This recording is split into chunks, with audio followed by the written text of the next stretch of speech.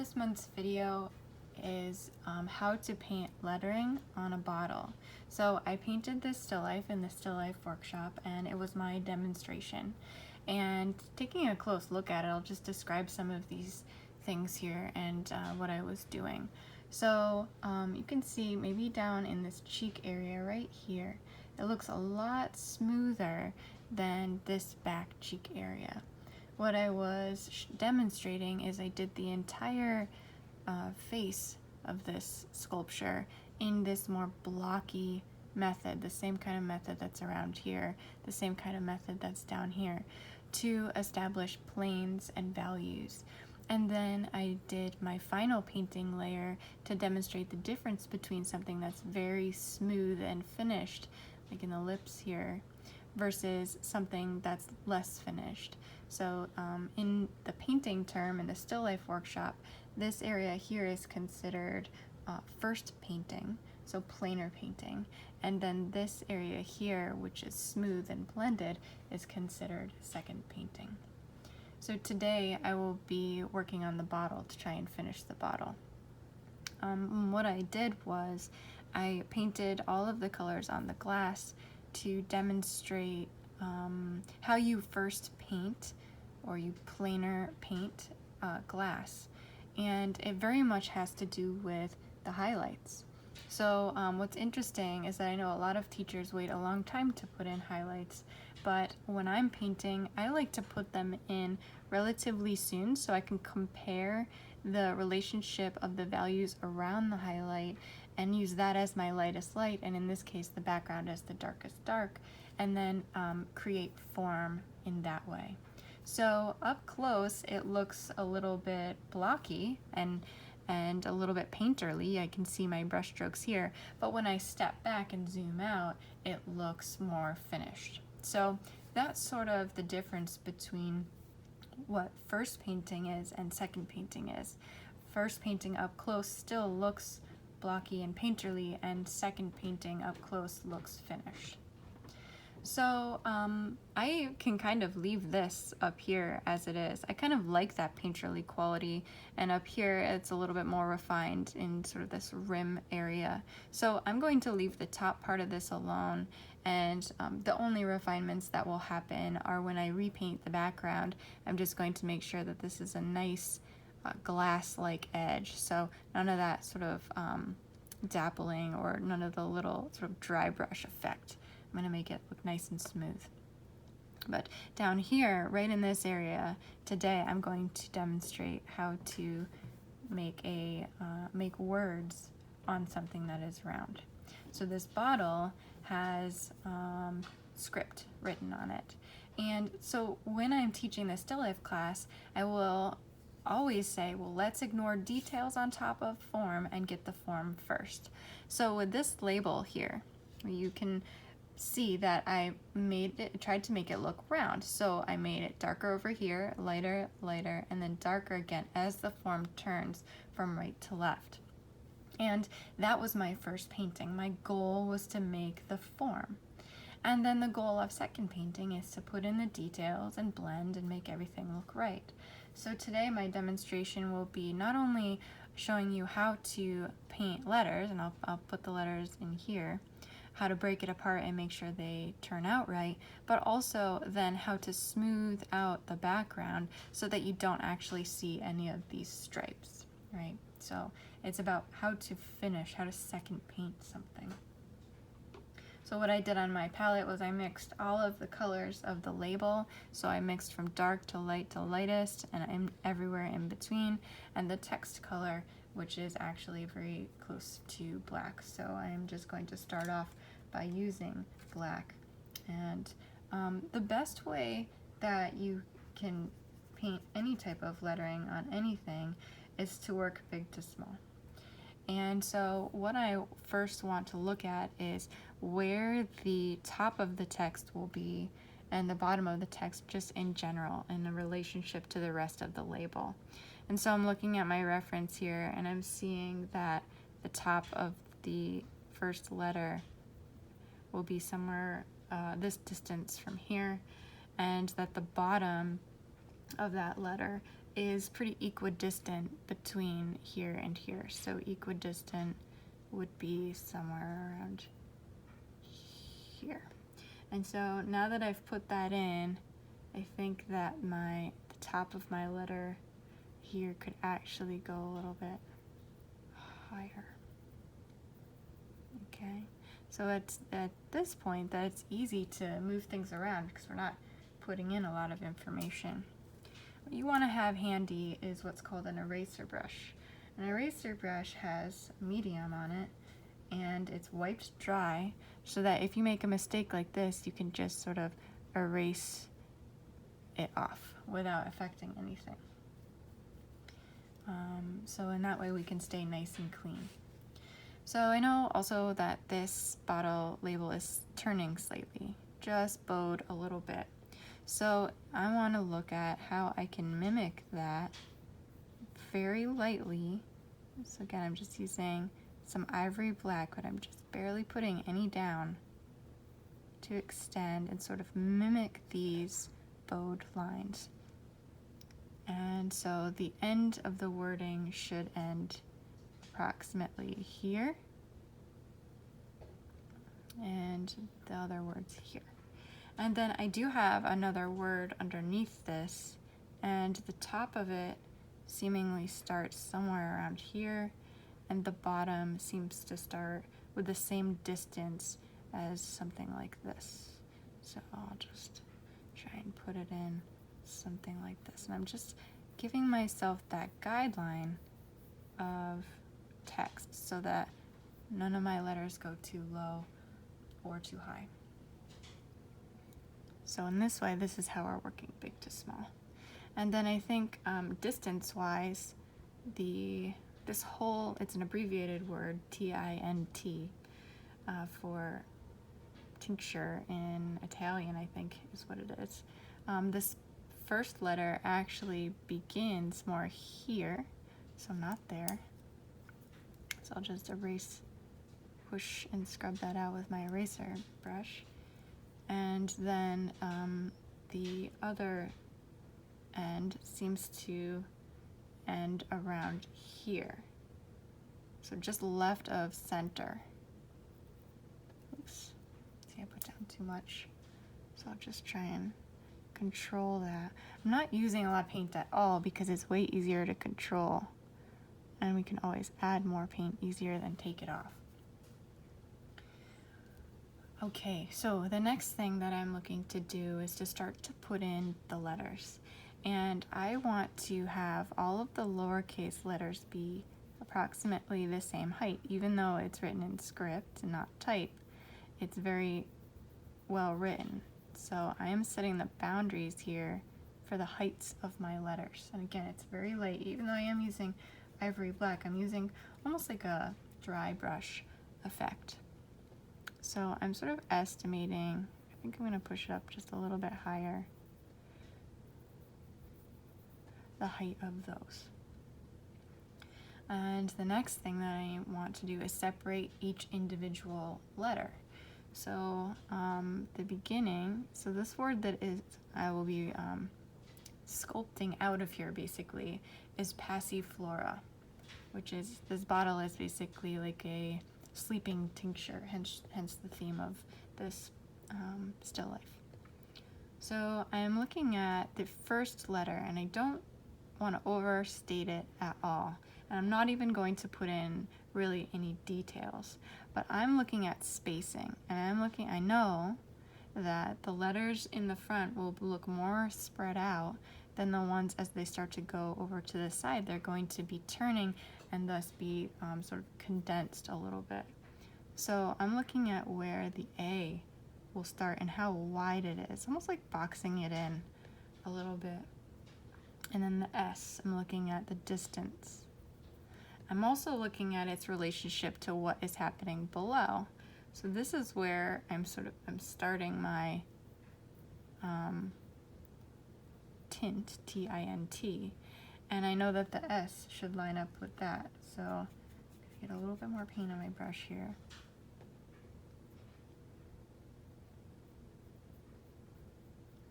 I'm just sort of acknowledging the left side of the S at an angle, okay, because a lot of script is angular. And the end of the S is going to end here. And then there's going to be an I. So faint, right? I have a lot of room to change these things. Okay. And then I'm looking at spacing. I think the F will be about here. And the F's relationship to what's below it will be about where the N is. So it's cursive and it goes down really far. So I'm liking the placement of these so far. That's where the F will be. The L lines up with the last letter here. So I like where that one is. Then the spacing for the O will fit somewhere in here. The R, somewhere in here. And the A, and it gets a little squished, so I'm going to have to play with some of the spacing in here. And that's why we don't go in and just write cursive, but we're really just looking at like breaking it apart into manageable amounts so it doesn't get out of control. Okay, so right now it's just sort of basic, right? Sort of found my spaces. Now I want to start chipping away at some areas, and I think I'm going to actually start, let's see, if this is the A, and the S, and the I, and the F and the L are really dominant on this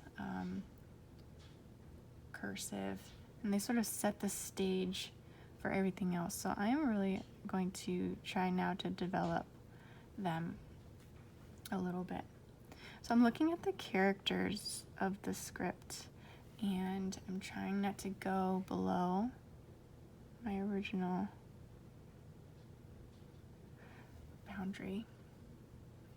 And I'm trying to use a small brush, and sometimes our brushes actually can't get small enough for some reason. So I'm going to try this brush and hopefully it will work. This brush is a Rosemary & Co.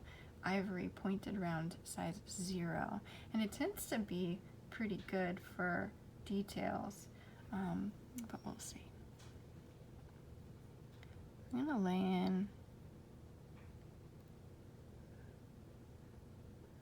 in this L.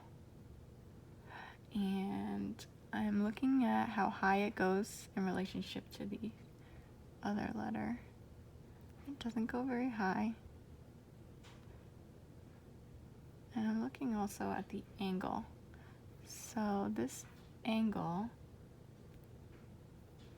where the L connects with the F. And the F crosses down into the TINT. So that angle is pretty dominant and important. And in good script, all of the angles mimic each other. So I'll be looking at how this angle here is parallel to anything over here, which it is. Looking at spacing. Almost like they're not letters at all, but just shapes.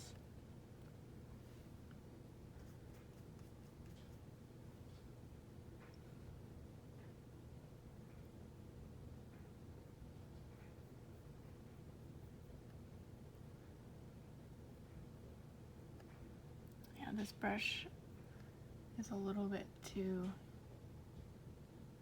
big.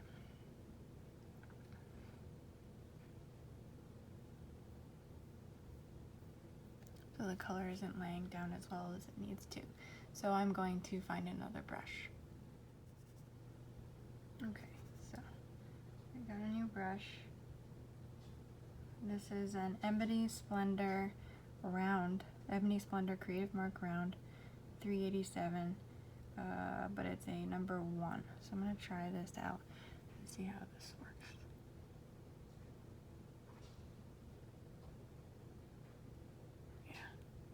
I have more control. Making nicer lines. Alright, so again, I'm looking at angles.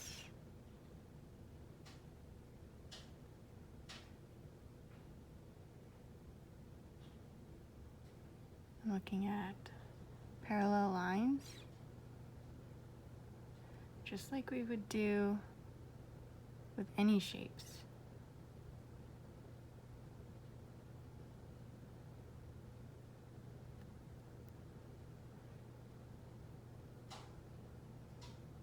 Okay. I find too, sometimes with these smaller brushes, you have to put enough paint on there for the little hairs to stay together. And that can be a little bit of a hassle. There we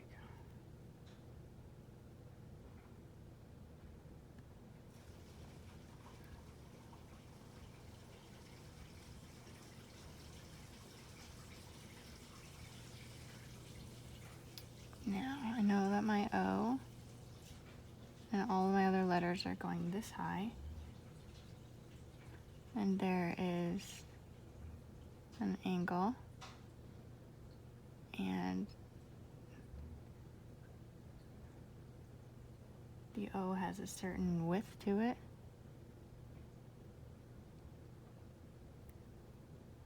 And then my R, which I mapped out, which I needed a little more space for. So I'm glad I'm moving it over a little bit. So this line should be barely legible.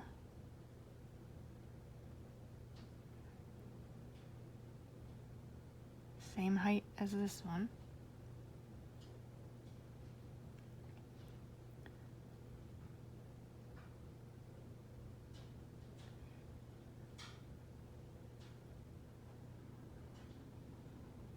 Let's go down. And then the A is very similar to the O. It's basically an O with a different tail. So I'm gonna look at trying to replicate that.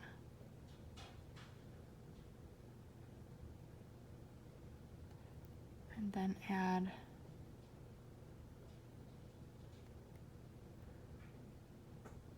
the tail to meet up with my end point here.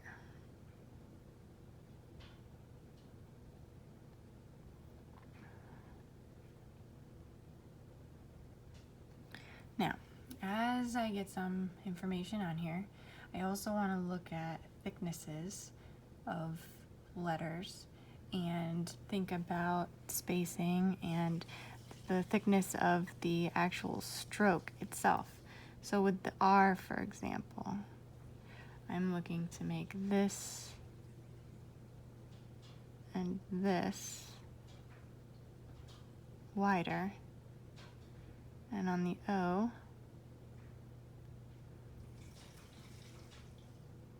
yep.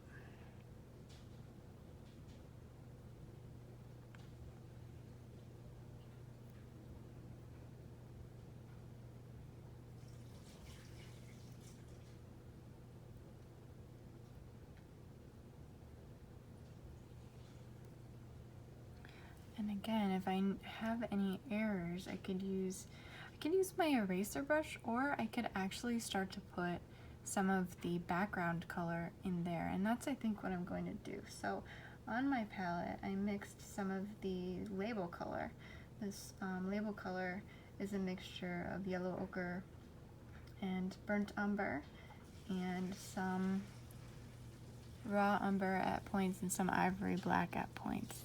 So I didn't actually test it out, so I'm going to try and test out. Okay, so I tested this value, right, which I thought was my lightest value, and it's not, so I'm going to move it over here and try and see where it actually fits. So this color on my brush actually fits for here. I bet if that's the case, it's also going to fit right here. Yes, and it does. All right, so its value fits in those places. So when I need to change some of these letters, I'm going to use this color at this value instead of trying to erase anymore.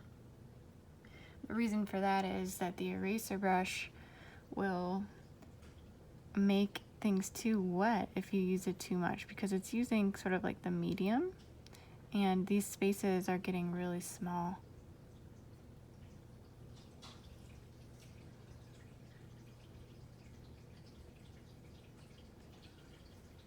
So I'm using this color to try and tweak the insides. Oops. Gotta make sure that the point is nice and pointy.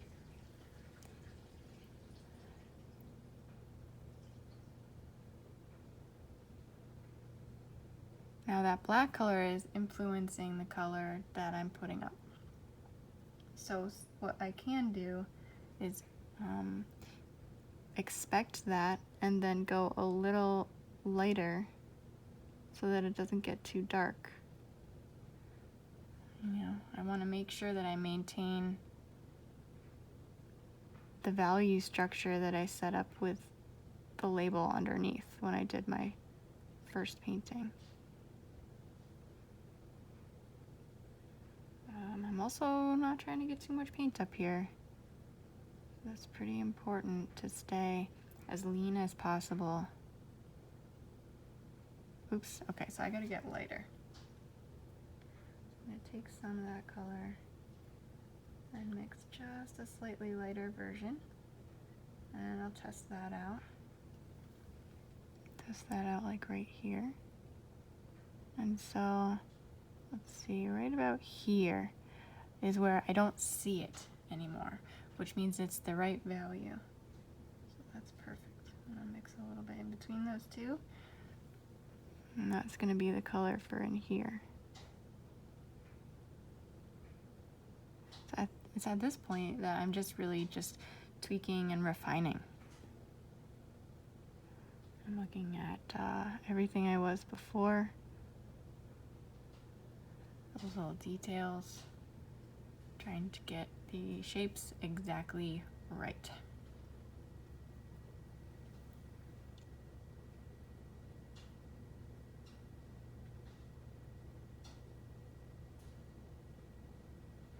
So I have one brush that has the text color on it, and I have one brush that has the background color on it for now. This one's actually a cool brush. It's a Blick Master Stroke Golden Tackland Round, size 1, and I really like it. It's really my only Blick brush right now. But it's been pretty good for at least a year.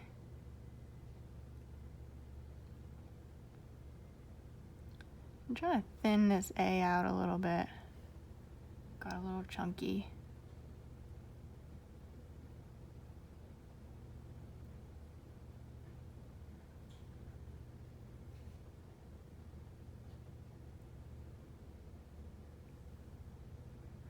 So the idea behind this is to sneak up on it and making sure that you're slowly covering the entire label again so that all your colors dry cohesively.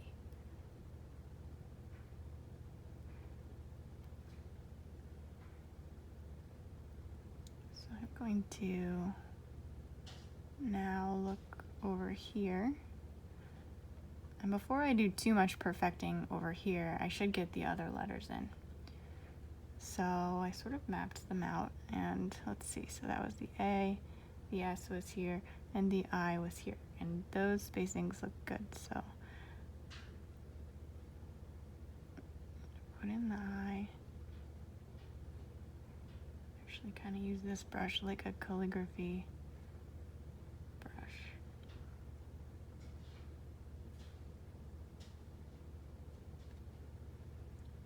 That's too tall. I'll fix that later.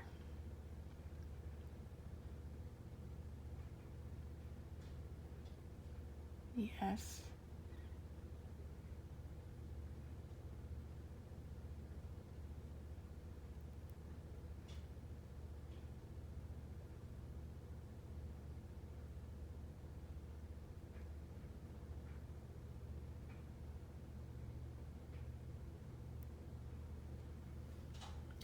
darker at some point, but I'm just sort of sneaking up on it. Kind of flattening the brush out a little bit too.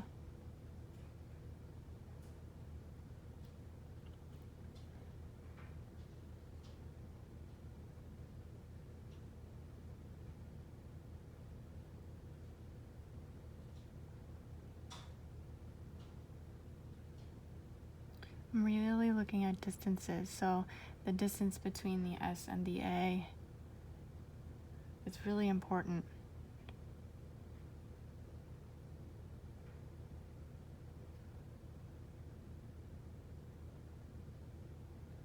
Let's see.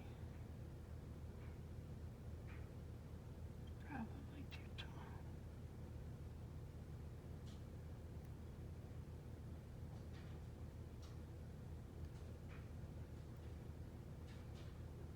Now, I really want to look at my model here that I'm copying, and I want to compare the differences between this A and the one I'm starting to do here. And on my reference, this A should be much wider and sort of pulled out than this one over here, and it's not quite doing that. So I'm taking a look at the spacing I have left here. For the P, for example. And then I'm going to go back and sort of push things around. I did have a little bit more space to push the A over. I could potentially push it over to here, the end of it, so we'll see. But let's see this P.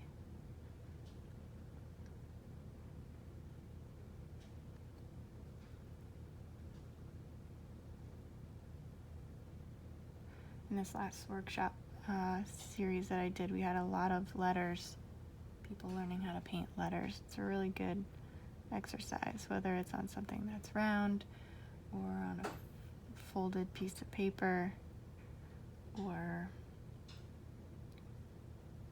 text in a book. Okay.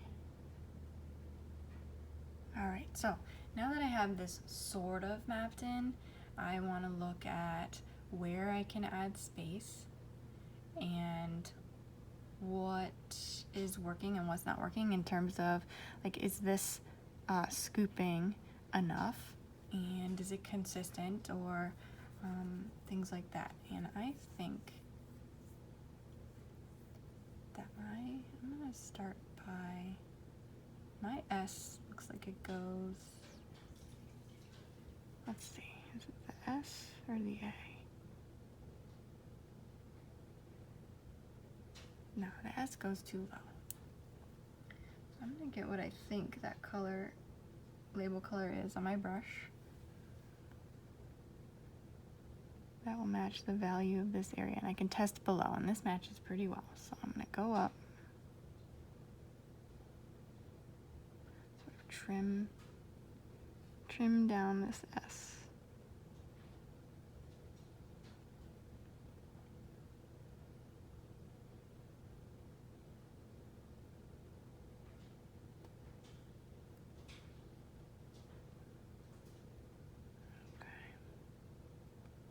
Oops, that color would be too dark for there, so I have to go to my lighter color.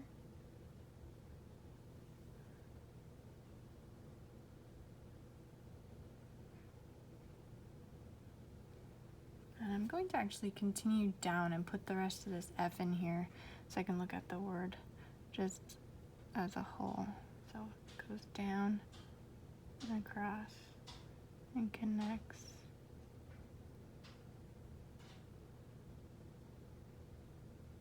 There.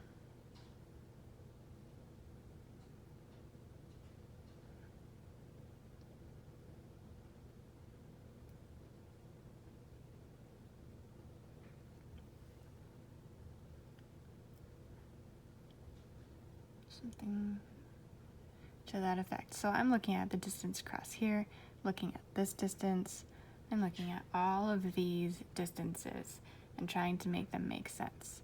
And so in looking at that as well, I think I need to push my O down to meet this line a little better. could push my O over. In turn, I'm going to push the R over a little bit. And this is all to help the end A here get wider like it should.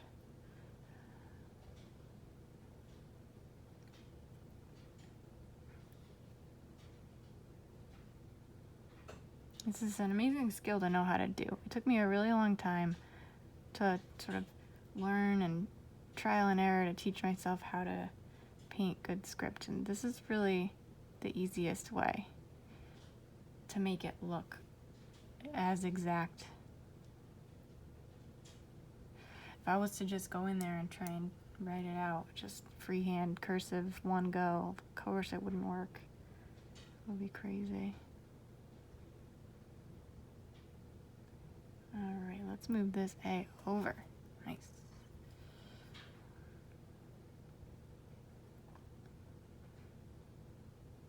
So the only reason I'm able to move this over so much is because there's not a lot of paint up here. The second you put down too much paint, it's almost like you're done for, and you're gonna have to wait until it dries and start again.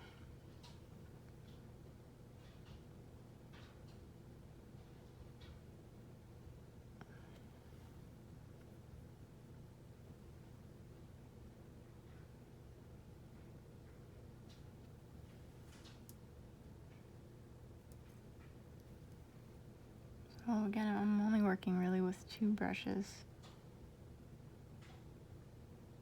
My A can come down to here. This means it can really string out. And this O needs to tilt like it's more sideways.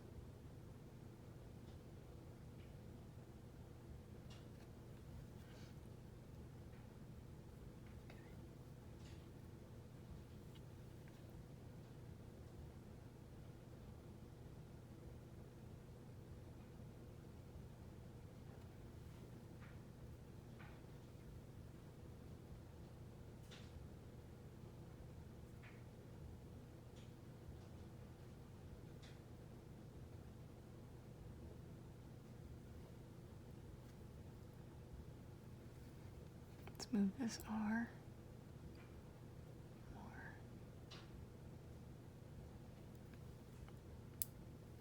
That end A looks a little crazy right now.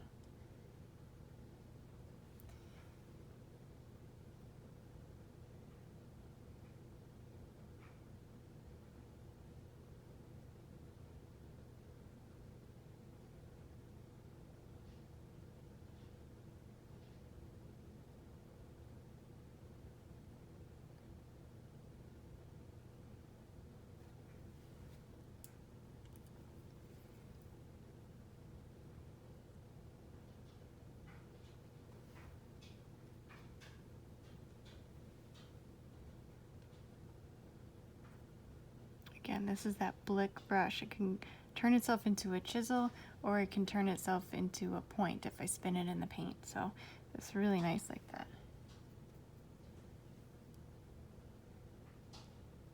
I chose this size because it's my smallest one, but also because it suits sort of these negative spaces. All right, let's see. So let's fix that tail. As I'm dipping into this label color, trying to get darker and darker so that again I'm matching the turning as this label goes from light to dark. Okay.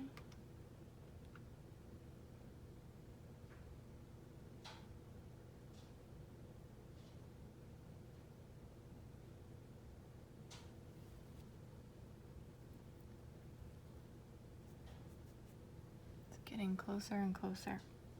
So the other thing about text, as you start to refine, is you don't want it to be all the same value everywhere. So as I'm starting to perfect these guys, pretty soon I'm going to start looking at the variety of darknesses.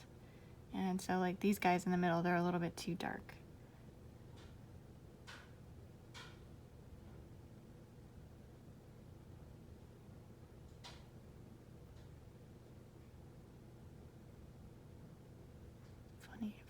little tail on that guy.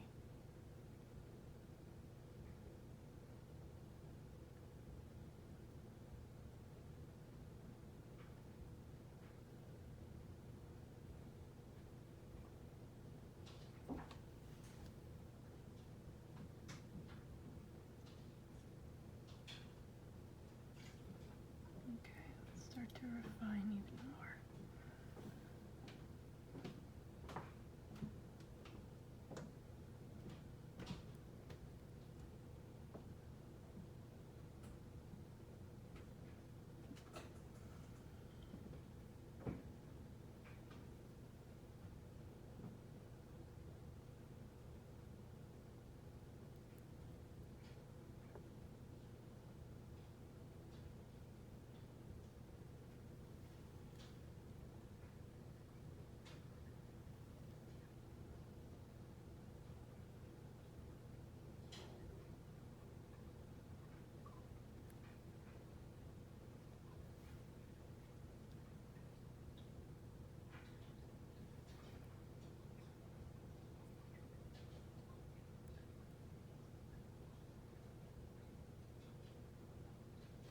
And that R got too wide.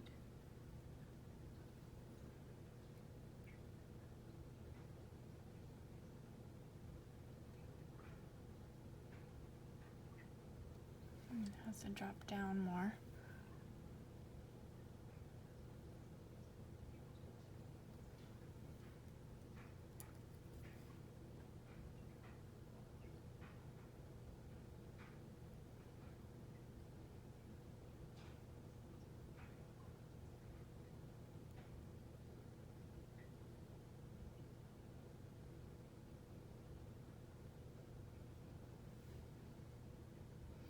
What the Angel Academy taught us was to be very precise and very picky.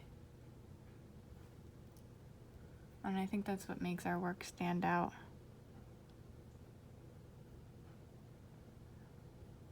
You look at it and you're like, wow, this technique is awesome, you know? Whereas sometimes you can look at a painting and just be like, well, that's nice, but it's not like, wow, you know?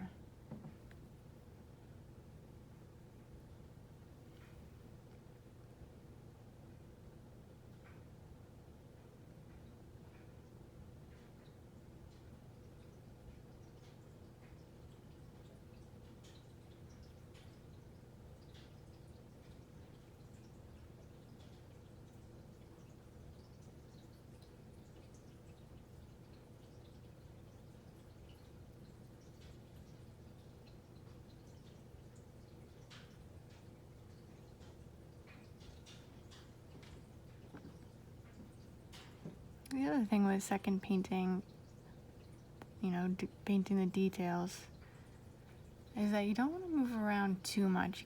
You want to establish stuff, but then really just focus on an area and try and finish it. So I think what tends to slow people down is that, you know, they might work here and then they'll work over here and then they will never end up finishing anything because they're bouncing back and forth too much. So that's why I'm really here just trying to finish, lay it in, and then perfect. This guy could be taller.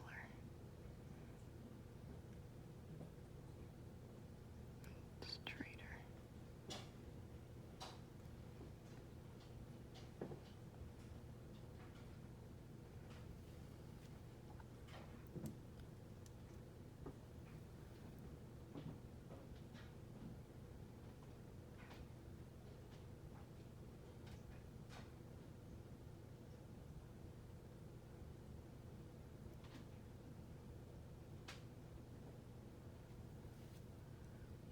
And then by the time it gets over here, this could be a lot thinner.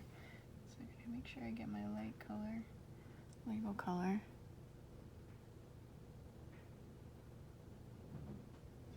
Just chisel it out a little bit.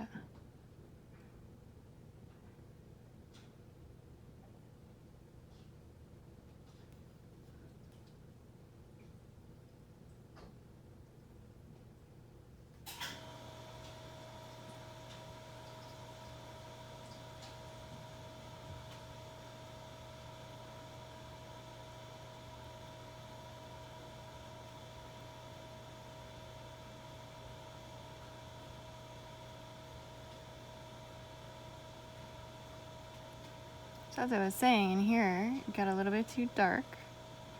So as I chisel and tweak and refine, I'm looking at ways to lighten it, lighten that text.